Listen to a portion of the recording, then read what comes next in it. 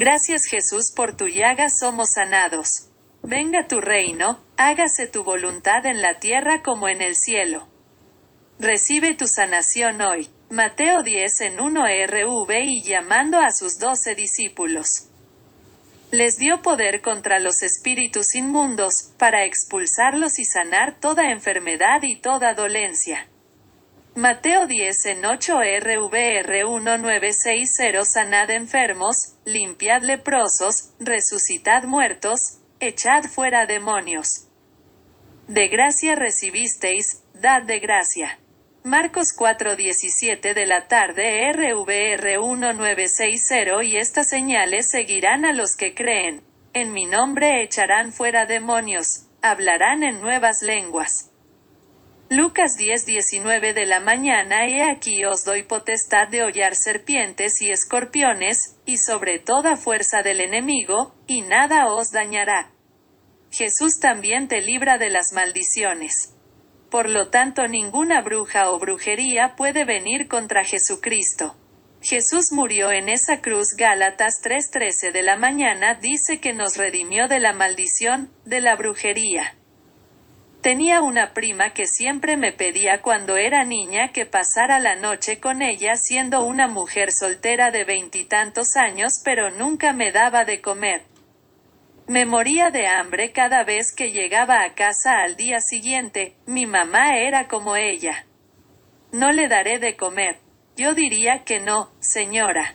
Pero era el mismo patrón que nunca aprendí la primera vez. Luego recuerdo que me llevó al apartamento de alguien en un lugar no tan agradable y me dejó allí. Gracias a Dios me quedé con otro niño, pero me quedé sentada allí durante horas. Creo que la niña me ofreció agua, pero no comí. Ella estaba usando un control sobre mí en forma de opresión. No se sabía lo que ella hizo o dijo sobre mí cuando era niña y preadolescente. Estaba usando un método de brujería de control opresivo.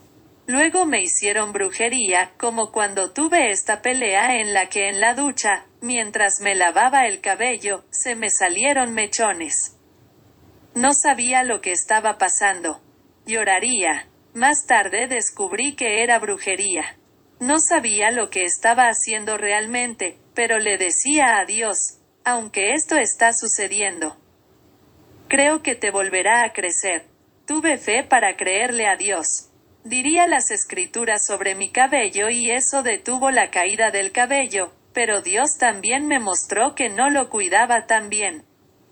Así que con la curación hay instrucciones.